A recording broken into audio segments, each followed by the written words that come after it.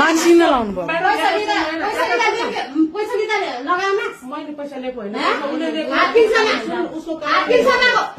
हात किन्छ नाको त्यसरी नगर्नु त्यसो होइन गर्नुपर्छ खोले हात निकाल्नु नगर पैसा लिएको छैन म्याडम हेर्नु होइन मार्क्स निकाल। बोले लगेछ के कसैले दिएको पैसा त यहाँ कसले कसले ल्याएछ भन्ने कुरो क्लियर गर तसँग त मेरो कारोबार थियो र मैले दिएँ मान्छेलाई सबैतिर गर्दै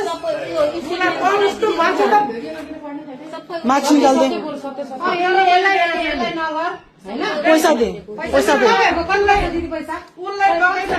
उसलाई बगैँचा कागज गरेको छ तपाईहरुको हाम्रो त बगैँचा कागज गरेको छ तपाईले केस गर्नु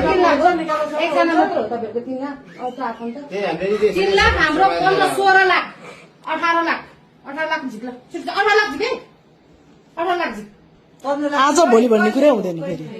कसरी हुन्छ फोन गर्ने के गर्ने कसो गर्ने आधी घण्टा भित्रमा 18 लाख जित्या भन्दै छु यसले यसलाई नदेखाइरा त्यो देखाउने कुरा नि होइन लिएको उसले हो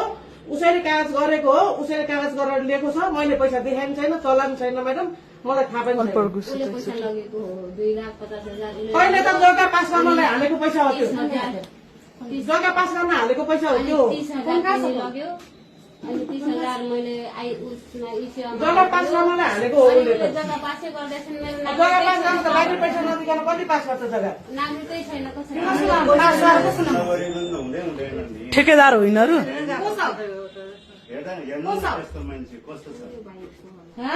किन एरोप्लेन बनाइराखेको फोन आउनु पर्यो नि त अझै कतिजना ठाउँदै होला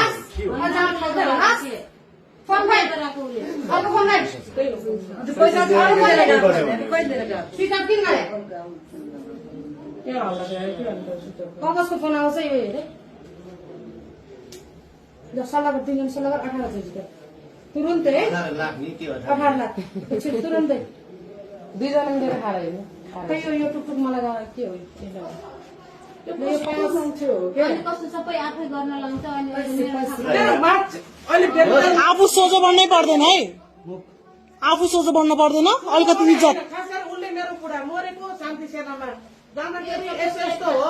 भनेर पैसा अस्तिदेखि सतर्क भएर यो सङ्गठनै म गर्दिनँ बा यो यस्तो रहेछ भनेर पुलिसहरू घर भएको मान्छे के छ क्या होइन गेस्ट हाउसमा अहिले यसैले बोलाएको मलाई उसले मलाई अहिले तपाईँहरूले जसरी बोलायो अहिले त्यसरी बोलाएको मलाई अर्को मान्छेलाई लुट्ने ठाउने भनेर प्लानिङ गर्नको लागि बोलाएको तिमीहरू